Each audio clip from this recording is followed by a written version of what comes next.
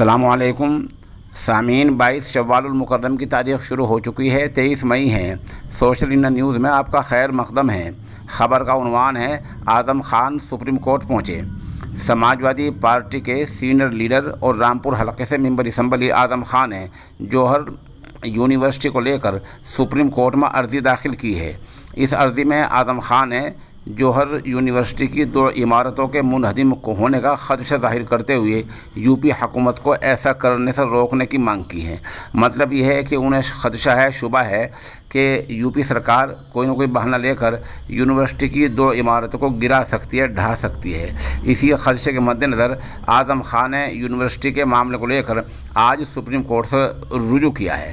آپ کو بتلا دیں کہ یونیورسٹی کے اندر دشمن جائیداد کی آڑ لے کر سرکار نے 13 ہیکٹر جو بہت بڑی زمین بیچتی ہے، رقبے پر کچھ تارکشی لگا کر اس کی حد بندی شروع کر دی ہے اور کہا یہ ہے کہ یہ جو جگہ ہے یہ جو ہے اس کی یونیورسٹی کی نہیں ہے بلکہ دشمن جائیداد ہے، اس لیے اس پر سرکار بھاگ کے اپنی ملکیت قبضہ کرنے جا رہی ہے۔